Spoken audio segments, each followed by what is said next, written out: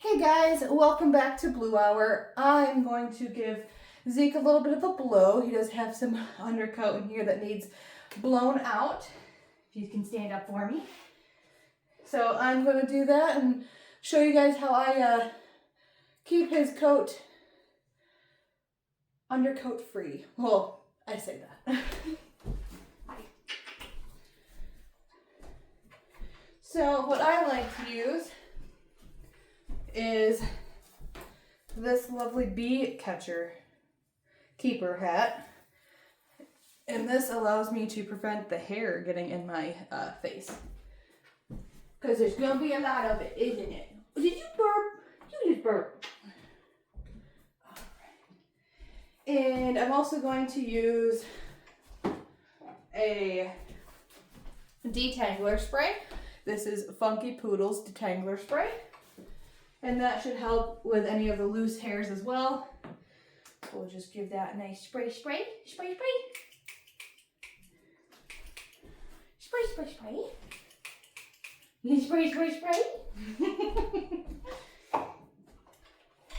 Hi, buddy. Let me pause it. Oh, sorry about that. I didn't have all my brushes. I had to go and get the brushes. I did not leave them up here, but first I'm just getting a little brush, kind of loosen up and getting that detangler kind of in there. I'm working it in just a little bit just to help kind of loosen up the hair.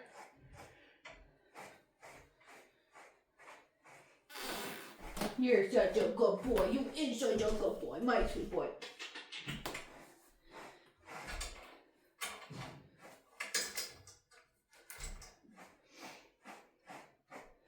All right, you guys ready for Fernado? This is my high velocity dryer. That is what I'll be using. Even though I'm not drying him, I will be obviously utilizing the dryer to blow out that coat that is trapped inside his fur. And I don't have heat on since he's not wet. Usually I'll use heat to set his fur. Since he's not wet, I will use this for that.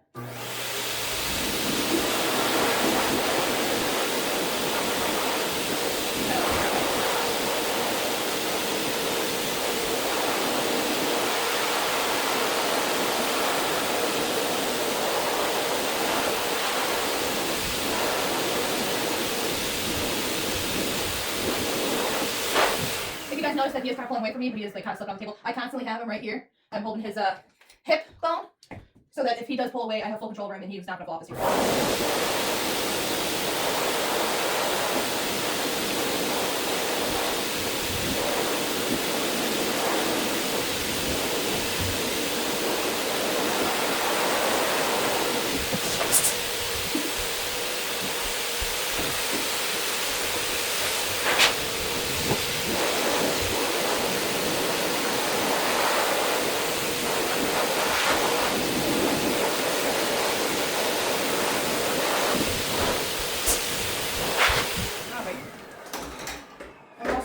To use a undercoat rake. I'll bring it up to you guys.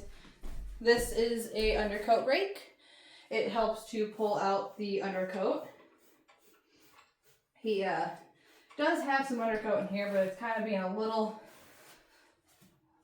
stubborn.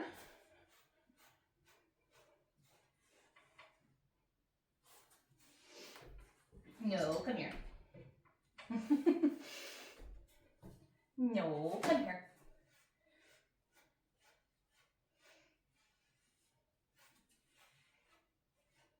During this time of year, the undercoat builds up quite a bit. So you need to make sure that you are brushing out that undercoat frequently. Otherwise, it can get impacted.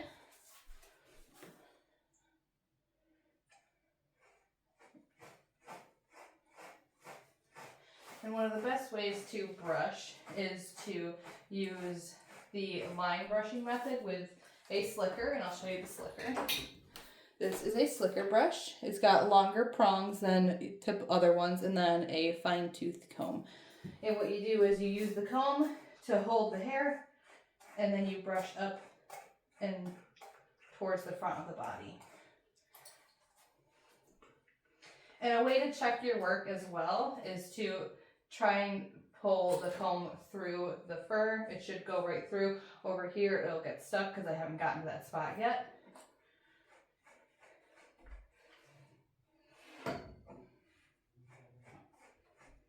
Can we not step away from me, please? Thank you.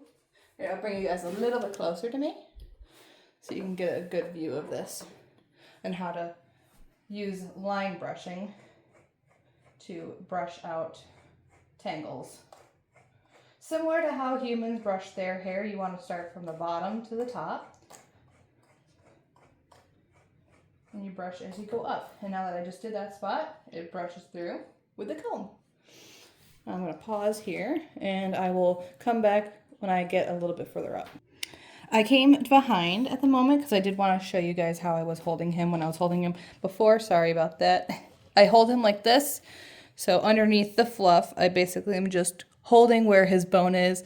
I have both my fingers kind of separating his you know where. And that allows me to just kind of hold him and he can't really get out of that hold. And that's just to make sure that he's not that he's not able to step off the table and fall. Now getting back to brushing, and I'll be back when I get a little bit more done. Alright, I am coming back in with the undercoat rake since this spot has loosened up a little bit where I can actually get some of the hair out with the undercoat rake. You can see that it's kind of just falling right out. I'm going to have hair everywhere. This is part of the breed. They are a double-coated breed. The reason why they are double-coated is because they are a northern Arctic breed. They are meant to run in cold temperatures, and the purpose of their coat is to regulate body temperature. And and that actually means that they can keep themselves cool when it is hot, and they can keep themselves warm when it is cold. Although, to a certain extent, for keeping themselves cool in warmer temperatures, or when they are working out. You certainly don't want to be working them too excessively in the summertime, especially if the degrees outside are above 80. They certainly wouldn't be too bad out in 80-degree weather when they're just relaxing, but definitely not with working. I kind of go between using the slicker brush, the comb, and the undercoat rake while I groom.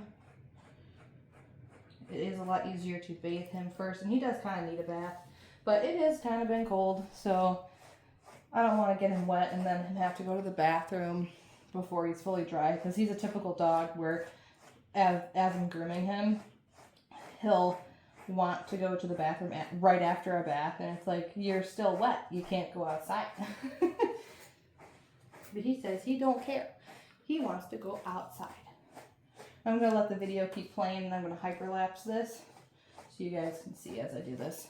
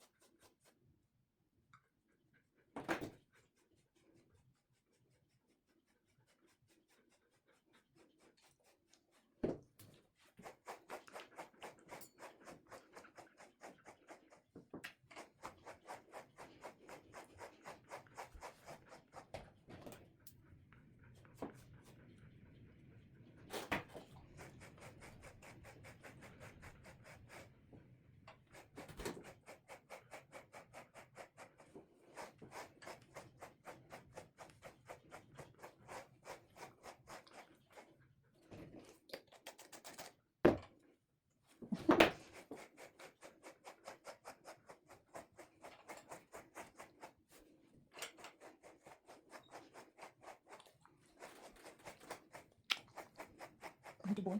Good boy.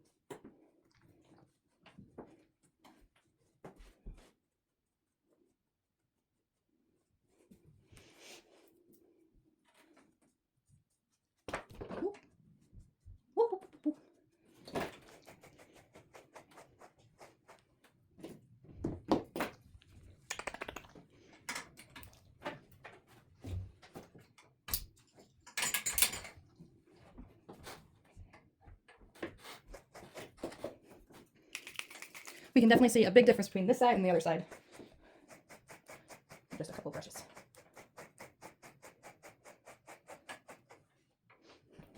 Whoop.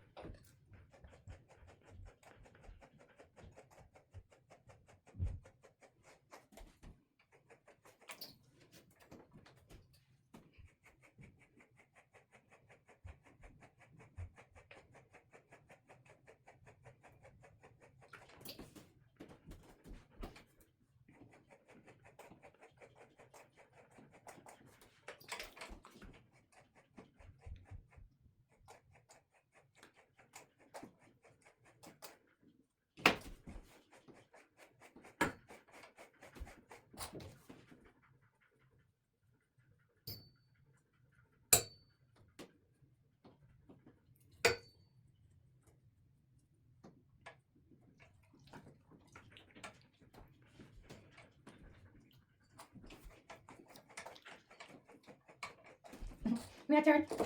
May I turn, please? Let go.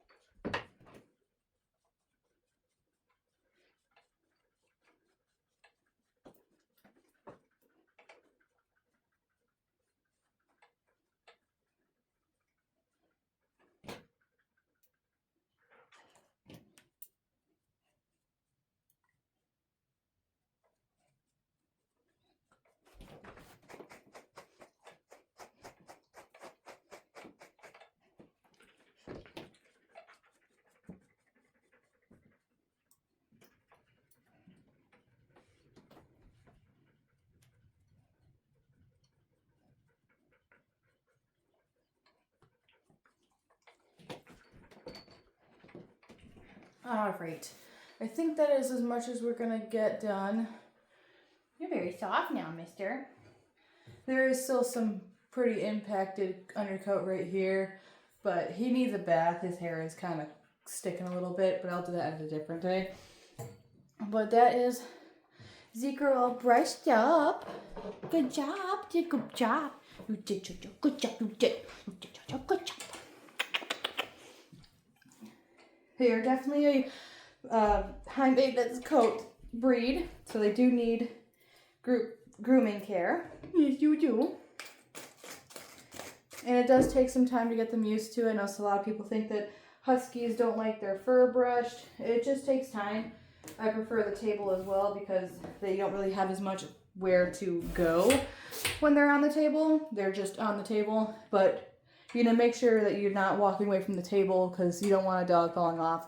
And to kind of always at least have a hand near them or on them in case they do slip. Obviously, there was a couple times where he was slipping, but he did not fall because I had him the whole time. Yes. A easy, good groom session makes for the next session to be even better. Right? Right. But I hope you enjoyed this. Hope you might have learned a little bit about the brushing technique that I was doing, the line brushing. And see you in the next one.